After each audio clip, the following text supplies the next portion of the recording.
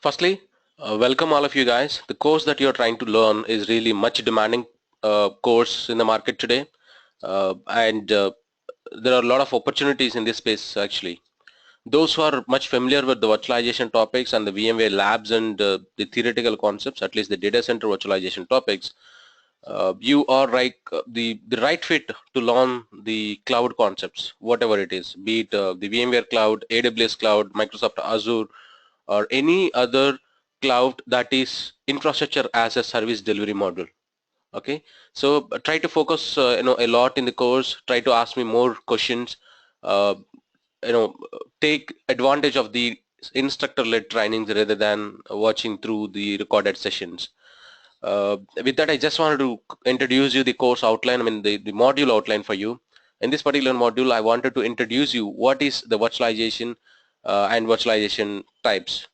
And we have got server virtualization and need for it, and benefits of virtualization, hypervisor and types. I One second, guys.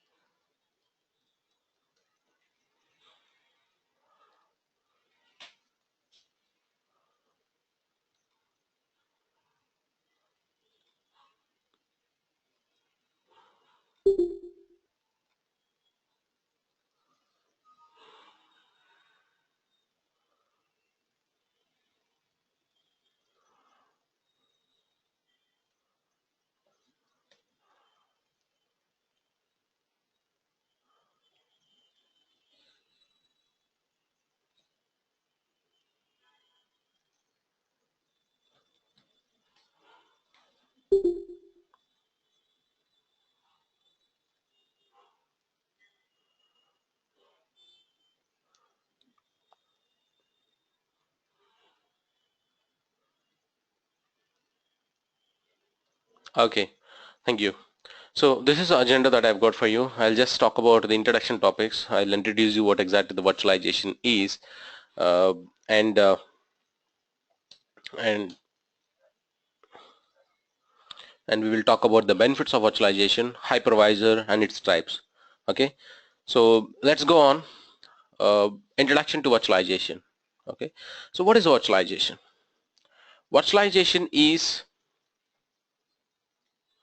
Virtualization is uh, it refers to an act of creating a virtual version of something. It includes your virtual computer. It includes your virtual storage devices, virtual network devices, or it could be anything. If you make an attempt to create a virtual version of something rather than the physical. So to give you a right example, maybe if you ever create a folder in your computer, if you ever create a logical partition, meaning D drive, E drive, F drive in your operating system, that's nothing but the virtualization. Okay, so you may ask me a question, Venkat, creating a folder or a logical partition, how can it be a virtualization? Can you correlate those two things? Well, just keep that question with you. Maybe by the end of the course, sorry, by the end of this module today, you will understand our answer to that. And then virtualization was actually introduced in the year of 1960s. It was introduced by IBM for their mainframes applications.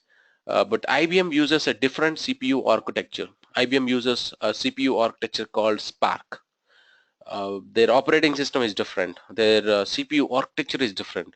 So that is never extended to the IBM's virtualization that was introduced in 1960s was never introduced to the regular or the normal x86 CPU architecture that we are using in IT today.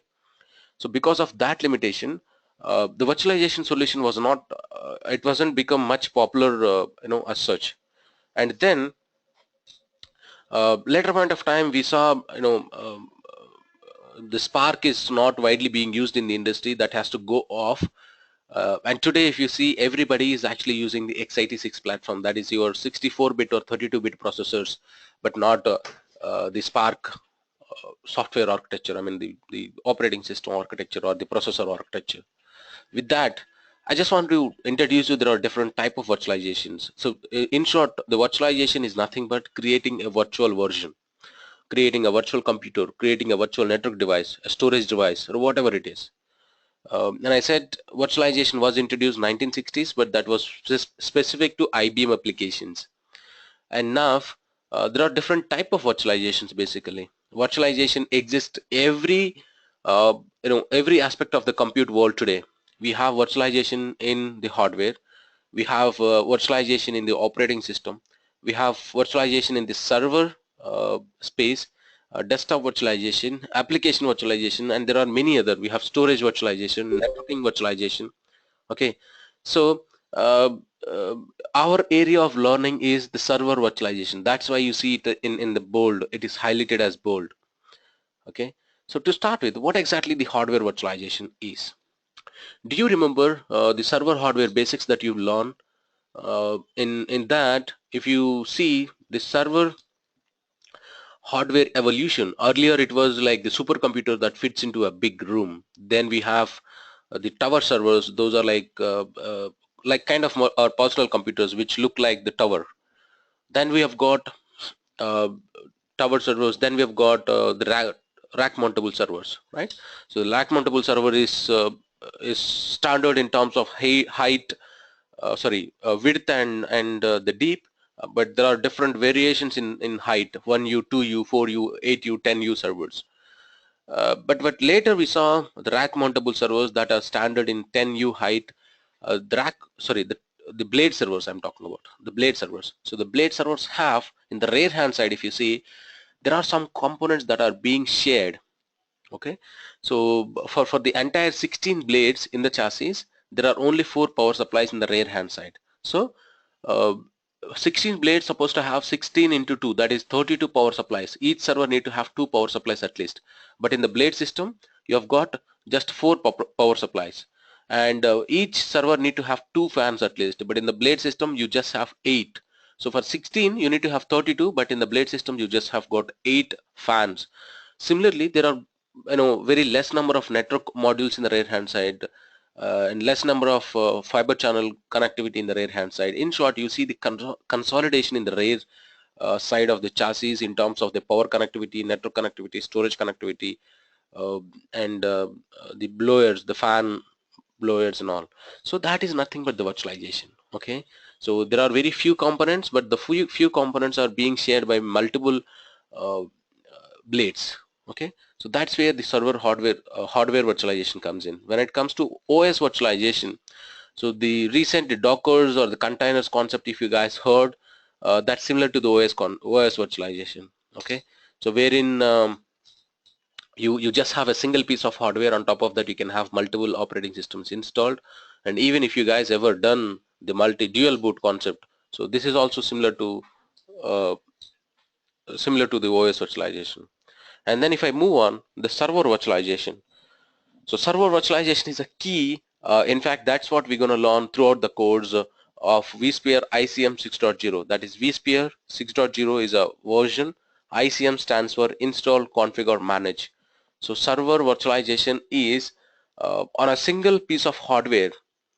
If you can install multiple virtual machines, okay, or on a single piece of hardware, if you can run multiple operating systems at a time, okay, in a given point of time, on a single piece of hardware, you can run multiple operating systems, and each operating system can run its own application. So that's called your server virtualization. So this server virtualization concept is what we're going to learn throughout the course for the next like I said, 2 to 3 weeks of time. And then you have got the desktop virtualization, following which you have got application virtualization. Desktop virtualization is like in good old days when you join a company, they used to give you a computer, right, which is like a tower server, kind of tower server, but a computer. Later point of time, they used to give the laptops because uh, when you are at home, they need your support. So if it is a desktop, you cannot carry it to home. If it is a laptop, you would always keep that with you, and when they need your help, they certainly can call you up and they say, hey man, we have a production issue in our office, can you have a look at it, right? Just simple as that.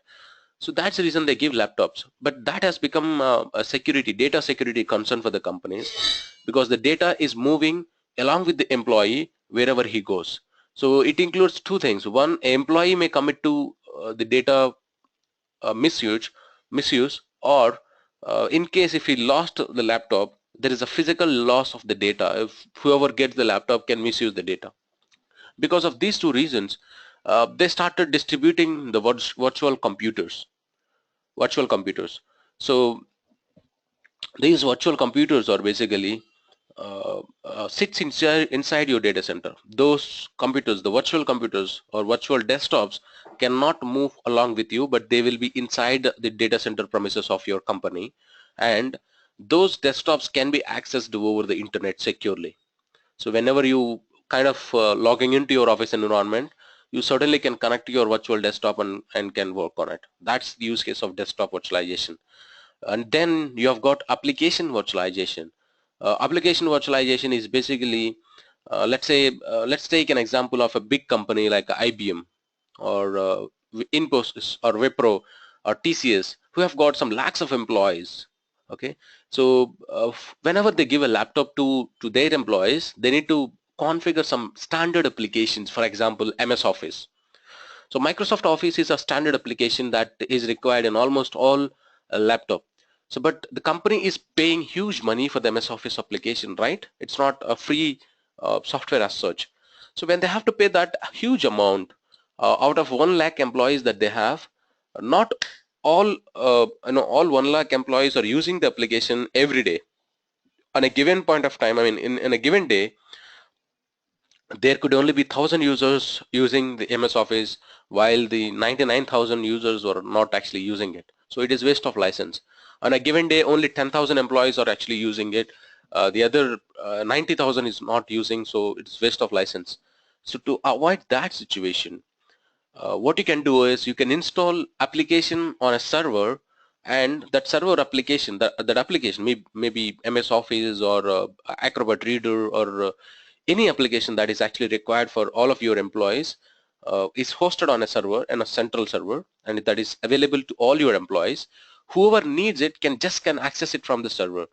So instead of you licensing all 1 lakh employees, what you say is, hey, I will pay on number of instances used. For example, out of 1 lakh employees, if there are 15,000 users that were actually using it, then you will pay only for 15,000. So a daily basis, you will just take out the count of number of instances those were launched, and that report will be shown to your vendor, that is your Microsoft, and you pay only for those 15,000, 10,000, or 1,500, depending upon the number of instances that you're actually using, rather than a standard pay.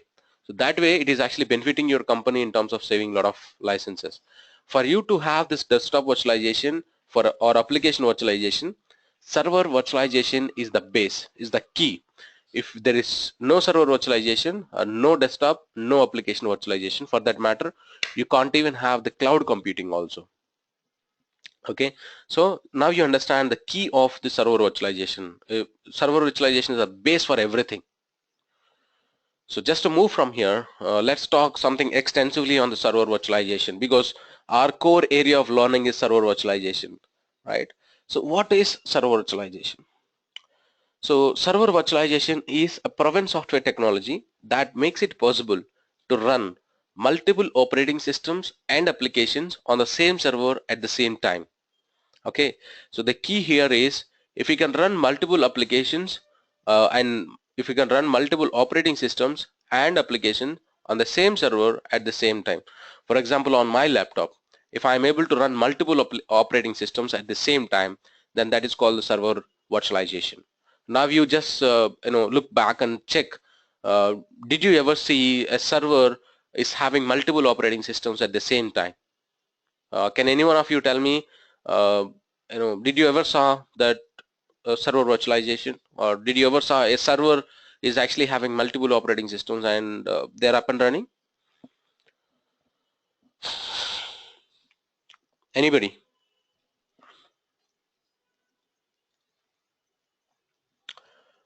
Did any one of you have seen a server having multiple operating systems installed, and you know those operating systems are actually up and running at the same time?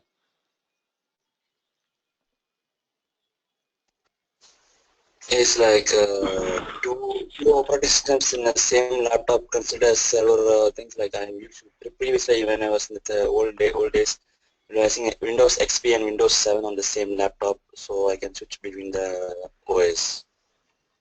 Yes, but you can switch between the OS. That's called the dual boot. But you cannot have XP and Windows up and running at the same time.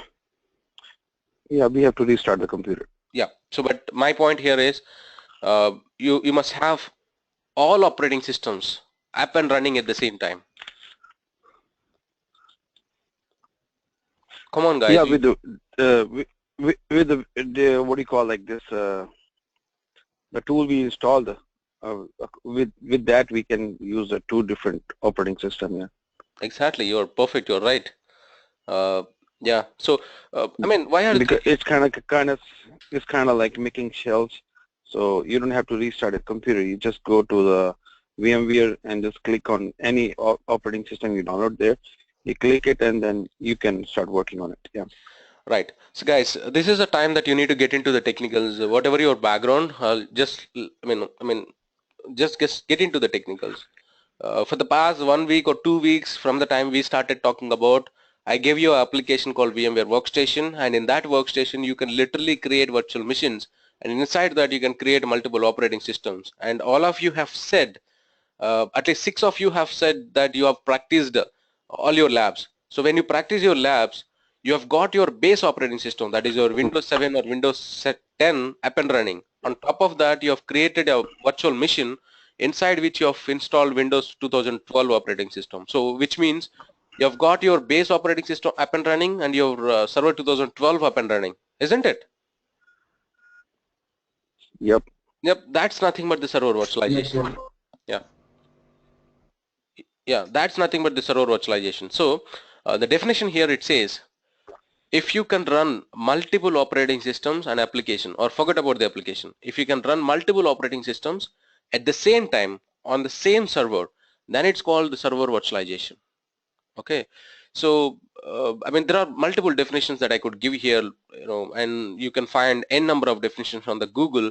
If you Google it, you will see n number of definitions. What is server virtualization? But what a single liner that I can tell you is, even if you go to any interview, if somebody asks you, if you if you can run multiple operating systems on the same server at the same time, it's called the server virtualization. That's all it is.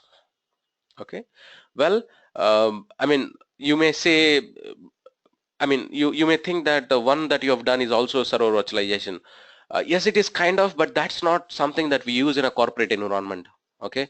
So the workstation that you have used is not the one that we're going to use in the corporate environment, in the office environment.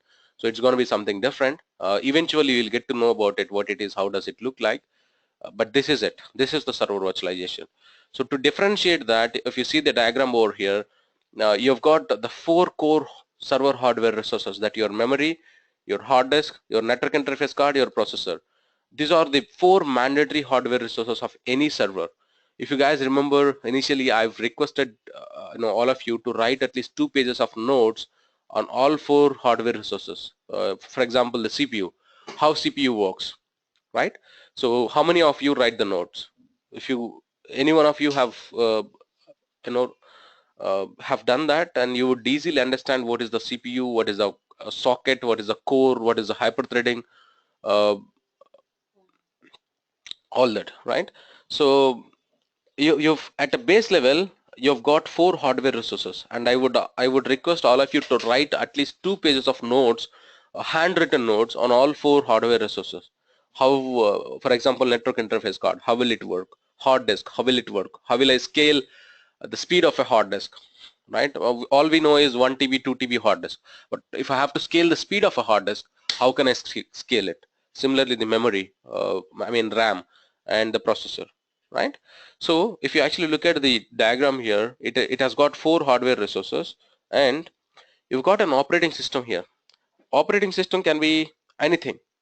Okay, so it is your standard Windows 7 or Windows 10, Windows 8, or it can be any operating system. If somebody is using the Linux operating system, yes, it is the Linux operating system as well. Okay, so uh, your standard operating system. On top of that, you've got a single application hosted here. Okay, so this application is again anything. But guys, from now you start thinking, you start assuming that you are a server engineer, not a desktop engineer. In IT there are two categories. One is the desktop engineering, the other is server engineering. Desktop engineering is a low level profile, meaning you have to go to each user in your company, you check if the USB of him is working or not, or internet for him is working or not. If he has any problem on his desktop, you have to fix it. The server class profile is like working at the data center level, which is much demanding, which has got a great feature in IT. So that's what we are trying to learn here, the server virtualization. So whenever I say operating system, just assume that it is a server operating system. When I say server hardware, assume that it is a server hardware, not the laptop or a personal computer. So assume this is a server 2012 operating system, and you have got an application here. Reason always that you see only one application installed on the server class operating system is because every application has got uh, its own dedicated requirements, be it in terms of the port number, in terms of the protocol, in terms of, let's say, if this server has two applications installed, one is from the finance department, the other is from HR department, and when you put the data over here, both finance team need admin access on the server, and your HR team need admin access on the server. But if if both the teams have got the admin access, HR team may definitely look into the finance details, finance team may definitely look into the HR details. That should not happen. So because of many other reasons, when you say a single server, it is just one application. If it is a one server, there is only one application. They will never put multiple applications on the same server. Okay, so that's the key that you need to remember. And in this example, as you see here, you've got the hardware, operating system, and the application. This is a traditional way of delivering the IT. But in the recent past, with the introduction of virtualization, like I said, you've got the same four hardware resources: CPU, memory, network, and disk. On top of that, instead of the operating system, you've got a hypervisor abstraction layer. So this hypervisor abstraction layer will enable you to create multiple operating systems over here, and each operating system can have its own application running, and each operating system will think that it is running on a dedicated server itself. It never know that it is running on top of a hypervisor, and there are many virtual machines, or there are many operating systems similar to this guy are actually sitting on the same server, right? They never have such information. Each operating system here thinks that they are running on a dedicated server, like how it runs on a dedicated physical machine here. That is what they think. So here, before virtualization and after virtualization, what you see the difference is the hypervisor abstraction layer, which is actually the operating system. And 50% of our course, we are trying to we are going to learn how can you what exactly is this, how can we install it, how can we configure it, how can we configure the networking, how can we configure the storage, how can we administrate it, is what we're going to learn throughout 50% of the times, 50% of our course. And remaining 50% we're going to talk one level above, that is your vCenter server. If you have multiple hypervisors, and each hypervisor is at least having some 20 virtual machines in there, and you have got some 20 ESX servers, so that is 20 into 20, 400 machines in total. So when you have such kind of huge infrastructure of 400 or 1000, 2000, 10,000 machines, so to manage them centrally from a single console, you need a centralized management console. That is where the vCenter server is. Okay, don't just confuse, just understand. After virtualization, the only change is this hypervisor abstraction layer, which is enabling us to achieve this kind of environment. Okay, so this is called your server virtualization.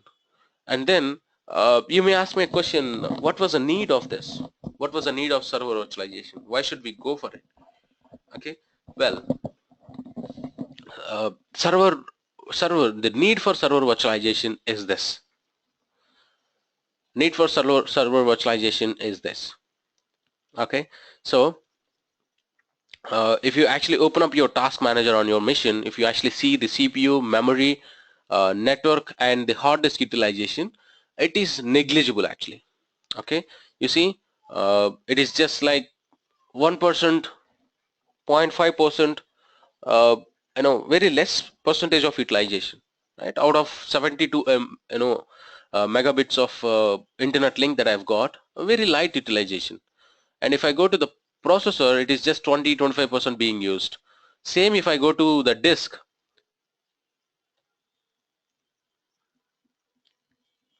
If I go to disk over here, you can see so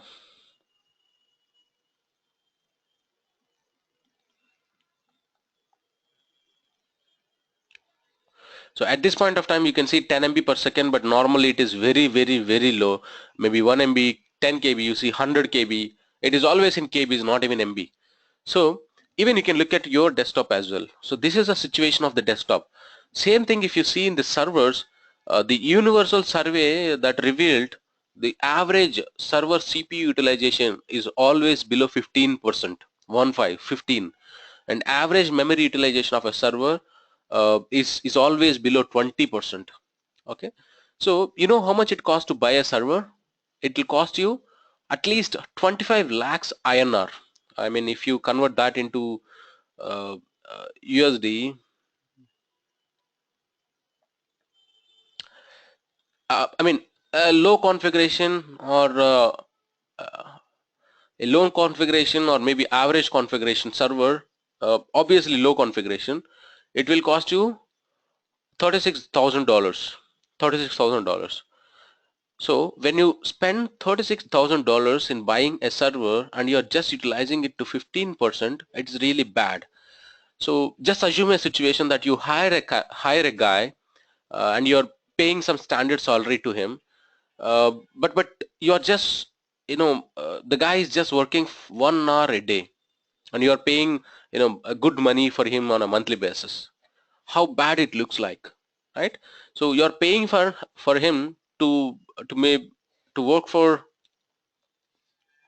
40 hours a week, but the guy is only working 8 hours a week. That is 1 hour a day. Sorry, 5 hours a week.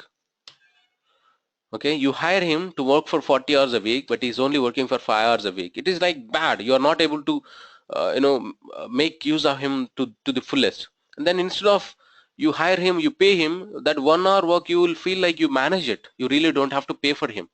The same situation in the server area as well. You're spending such a huge amount in buying the server, and you're just utilizing the server to 15% or 10%, very less. That's where reason that you're only utilizing 10-15% is because, like I said, in server area, in one server you only install one application. You cannot club multiple applications, right? So when you have one application, obviously the utilization would go little low. That's the reason they wanted to go on top of go with virtualization, wherein you can create multiple instances of the operating system, and each operating system can have its own application running. So obviously you can increase the utilization from 15% to maybe 70 or 80%. That would definitely get you a good return on your investment. That's the idea behind going for the virtualization. Okay, and from there, if I have to talk about the benefits of virtualization, it's again like I can talk forever. I really can talk forever, because virtualization, it reduces your capital and operating expense. So what is a capital and operating expense? It reduces your capital and operating expense. Guys, let's say you are in a situation that you wanted to buy some 100 servers. Okay, some 100 servers. You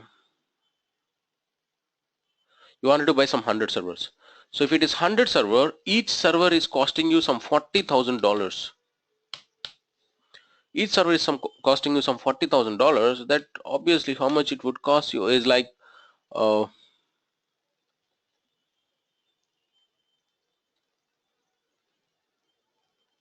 is like 40 lakhs, 40 lakh dollar. Well, it is costing you 40 lakhs dollars. It's like what? It's not 40 lakhs. 40,000 into 100. 1, 2, 3, 4, 5, 6. Yeah, 40 lakhs. 40 lakhs dollars. Instead of you going for the physical server and doing that, what you can probably do is you just can buy 5 physical servers. So if each server costs you this,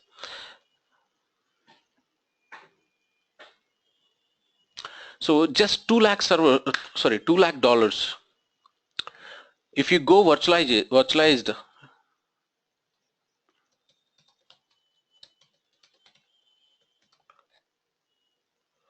so if you go virtualized solution, or if you wanted to build the entire data center with your physical servers, and if you have to, and you need to buy some 100 servers, each server will cost you $40,000, the very basic configuration server, and 100 servers would cost you 40 lakhs dollars.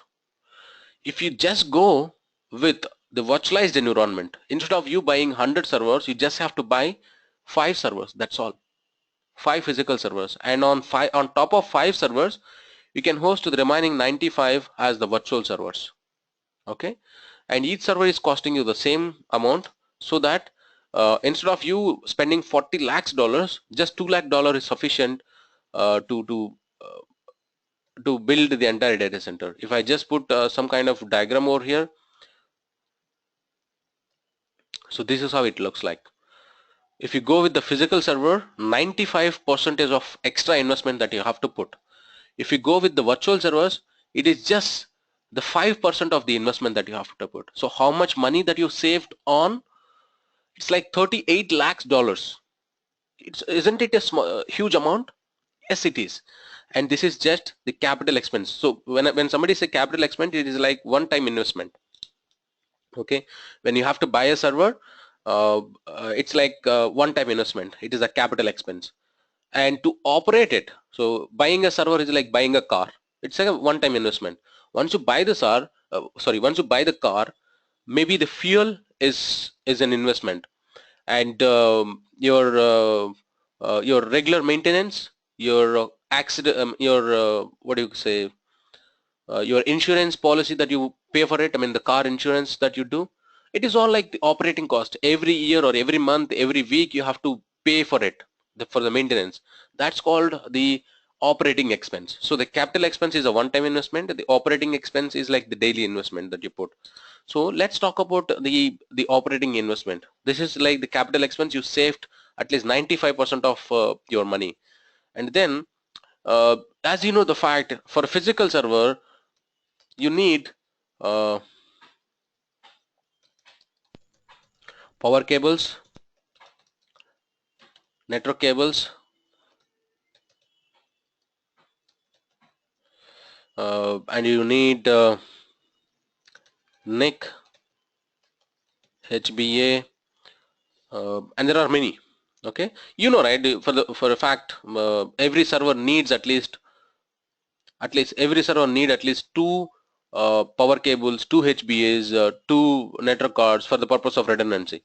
If it is I mean, if it is 100 servers, you obviously need 2 power cables each server. So 100 into 2, 200 power cables, 200 network cards, 200 fiber optic cables, 200 NIC cards, 200 HBAs. So every single component of your solution need into 2. Okay, that is 5. If it is a 5 servers, you just need 10. For everything you just need 10, 10, 10. Now you think If each power card is costing you some maybe $50, 50 into 200, how much would it cost? Here the network cable, let's say some $10. 10 into 200, how much would it cost? A fiber optic cable, a single cable will cost you $600. Okay, 600 into 200, how much would it cost? A NIC card, network interface card, again, it will cost you some 20 to $50. Okay, if it is a $50, 50 into 200, a HBA will anyway cost you, some $500. So 500 into 200, how much would it cost? So it is again the capital expense. Instead of you buying 200 units of all this equipment, you're just buying 10 units of your equipment. This is never part of your server, guys. This is an additional cost. Okay, and for you to put some 5 servers, if you need, let's consider all of these are rack mountable servers. Okay, if you need 2U rack space for one server, then to place 100 servers you need 200U space. For 5, just 10U. Think about a situation, how much cost the rental, I mean, what is the rental cost in US? You know, guys, you know it. Not just in US, anywhere in the world, rental is like the kind of very expensive unit, expensive item. So for 200U rack space, you need such a big room. For 10U, one, I mean, just half of the rack, maybe less than that, is sufficient. Okay, so rack space is for the rental, and to run 100 servers, let's say if you have just got one AC unit, air conditioner unit in your home, how much power bill does it generate? But think that you have got 100 AC units in your home, and how much power bill will it generate? Same thing in data center. The servers consume a lot of power. Okay, so power bill, and to maintain some 16 degrees of temperature in your data center 365 days, it requires a lot of AC. Okay, a lot of AC, and then you would certainly need some power, cooling, air filtering, and then you have to pay your server administrator, right? So a lot of investment in the operating space as well. But if you go virtual, for 5 servers, less AC, less power, less space, you just need one admin to maintain 5 servers. It is all cool. This way it saves you capital and operating expense. Got it? And then it minimizes or eliminates the downtime, or it delivers the high availability to your applications. How will it does it so? Well, in a standard environment, you have to build the clustering.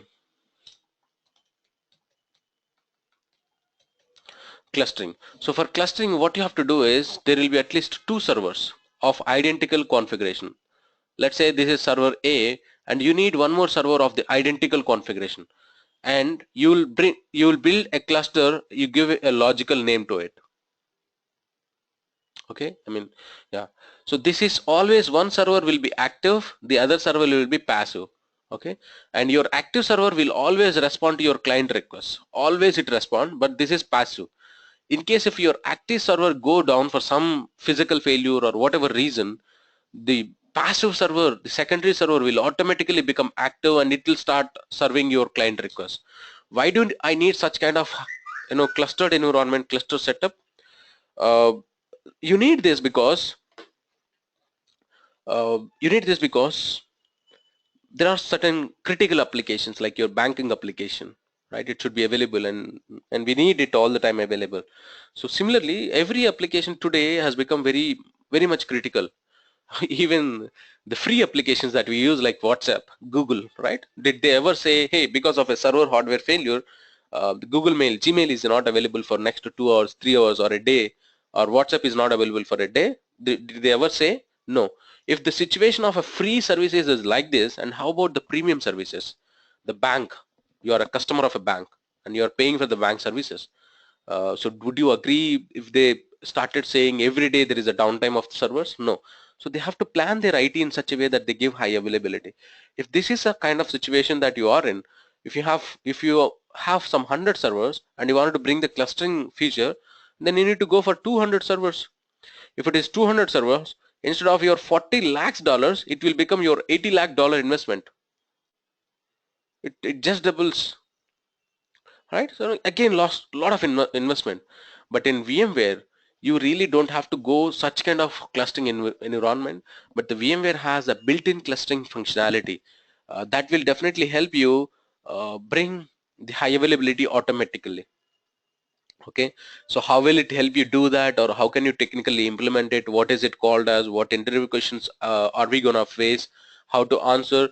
That is a learning that we're gonna do detailed in the subsequent classes that I'm going to do with you, right? Well, and then it increases IT productivity, efficiency, agility, and responsive time. Well, how will it increase the IT productivity?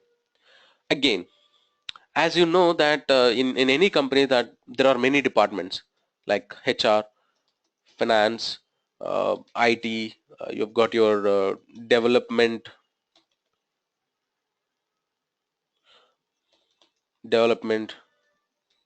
testing, database, networking, storage, and there are many departments. Okay, especially in IT itself. I mean, IT is a big category. Inside IT, there are all these are the categories. So in IT, at least developers are different. They use our servers to develop their code and to host their application. But we as the server administrators, we will be providing them the servers and they will use those servers. Now, for example, let's say if a company wanted to launch a new application, okay, they obviously need a new server. So if you wanted to buy a physical server, the process is the application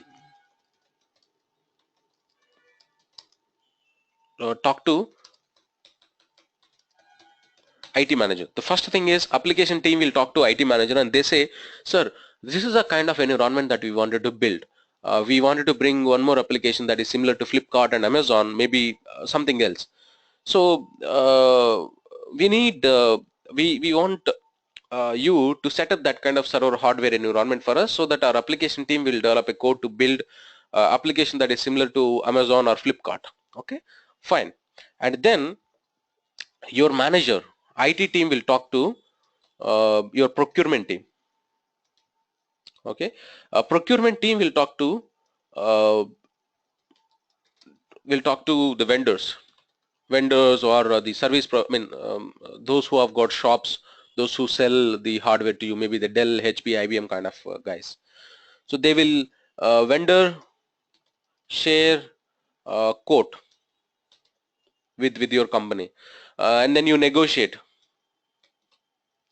Once you negotiate, you will release a PO, right? Your procurement team will release a PO, and vendor will send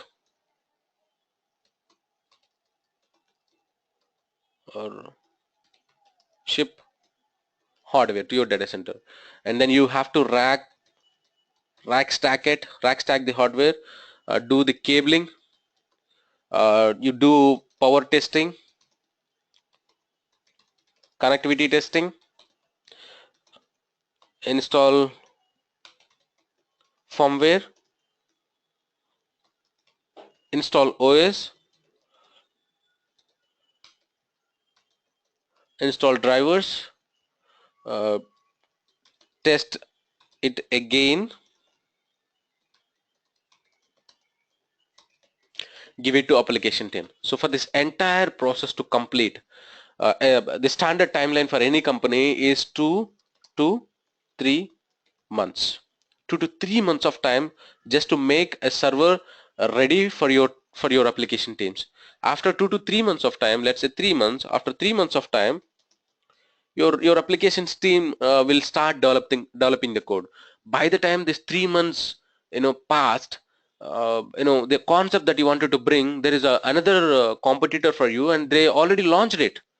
It is like a huge business loss. And do you know, I mean, you must know how much how much business Flipkart do today on a given day, how much business Amazon do on a given day. So that's the kind of potential in the market today for e-commerce website. And if you end up doing it, if you end up spending some 3 months of time in just making a server ready, huge loss. If it is a virtual server, all you need is 15 minutes. All you need is 15 minutes to set up a server up and running, and that your application team is ready to develop the code. Okay, so this is a kind of benefit that you get when you virtualize your environment. Okay, so well, I mean, if I have to talk about the remaining points also, it's like you just Google it, benefits, n number of pages that are talking about the virtualization benefits. But I just want you to understand the topic, and that should be good.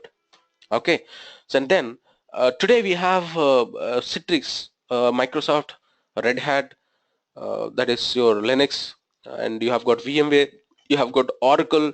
These are all the vendors or the competitors in the virtualization space. Okay, so so of all these, we are trying to launch the VMware vSphere virtualization solution for the IT, because VMware is being the industry leading or the industry leader in that space. Okay, nobody else is not even nearby to VMware. They are like uh, the ultimate solution. They have got a proven track record, and that is a trusted platform. It's like every company is almost using 80% of the share is being owned by VMware, and the remaining 20% is being shared by the other vendors. Okay, so and then uh, as I said, you have the virtualization right here. Here I said this is an abstraction layer. Let's talk about this particular abstraction layer, what exactly it is. Okay, let's try to understand this. This is it. So what is this hypervisor, or what is this abstraction layer? Well, hypervisor is an abstraction layer. It is a layer between your physical hardware and the operating system, the guest operating system, the OS that you saw at top level. So it is a layer between them, and there are two type of hypervisors. One is the bare metal hypervisor, the other is the hosted hypervisor. Bare metal hypervisor is also called as the type 1. Hosted is also called as type 2. So type 1 hypervisor, type 2 hypervisor. So in the interview also, people will ask you, so can you tell me what is a virtualization, or tell me your understanding on the virtualization, or they will ask you, tell me what is a type 1 hypervisor and the type 2 hypervisor, differentiate them. Okay, so this is it, type 1, type 2. Type 1 is also called as bare metal, type 2 is also called as hosted. So what exactly the type 1 or bare metal is? Well, so type 1 or the bare metal is uh, uh, type 1 is an operating system. Okay, type 1 is an operating system. It directly go get installed on top of your hardware. Type 2 is an application. I believe all of you know the difference between the application and the operating system. Operating system needs a hardware to get installed, whereas the application needs an operating system to get installed. For example, Microsoft Office.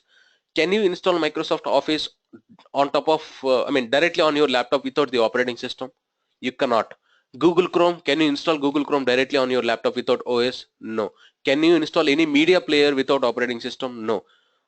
So those are all called the applications. Then application need an operating system environment to get installed. Similarly, operating system is actually it needs an hardware to get installed. So as the type 1 hypervisor is just directly getting installed on top of the hardware, it has got the full control over the hardware, right? It can control the hardware like however it needs.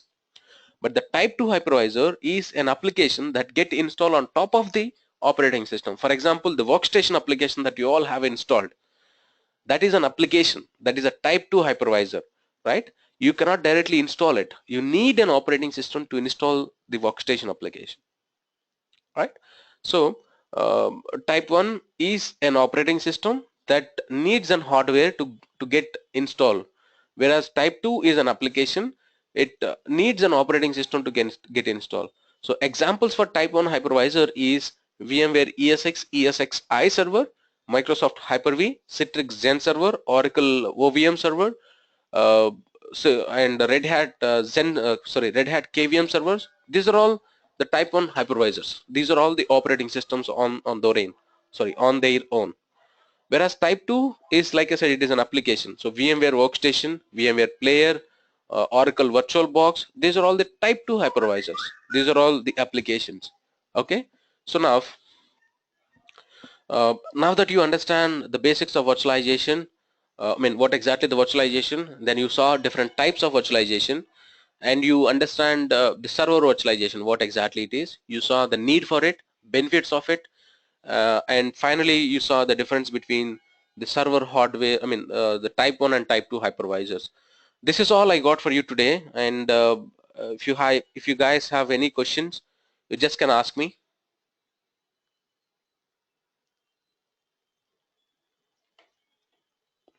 Any question, Hi, guys? Venkat.